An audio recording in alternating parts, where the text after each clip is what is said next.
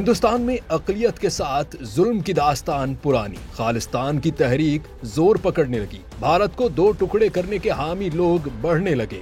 London में खालिस्तान के हामियों ने भारतीय वजीर खारजा जयशंकर पर हमला कर दिया। भारतीय मीडिया के मुताबिक अलहदगी पसंद सिख मुजाहिरीन लंदन के चैथम हाउस के बाहर एहतजाज कर रहे थे, जहां जयशंकर मौजूद थे। अलहदगी पसंद सिख मुजाहिरीन के एक ग्रुप की जानिब से भारतीय वजीर खारजा एस जयशंकर पर हमला करने की कोशिश की गई। ग्रुप में से एक शख्स जयशंकर की गाड़ी की जानिब भागा और फिर पुलिस अफसरान के सामने भारतीय परचम फाड़ दिया, जिसके बाद मज़कूरा शख्स को पुलिस ने हिरासत में ले लिया। रिपोर्ट में बताया गया कि मुजाहिरीन कैनेडियन वजीर आजम जस्टिन ट्रूडो की हिमायत में नारे लगा रहे थे, जो कि हैरानकुन मोड़ था। वाज़ेह रहे कि भारतीय वजीर खारजा एस जयशंकर 4 से 9 मार्च तक बरतानिया के सरकारी दौरे पर हैं।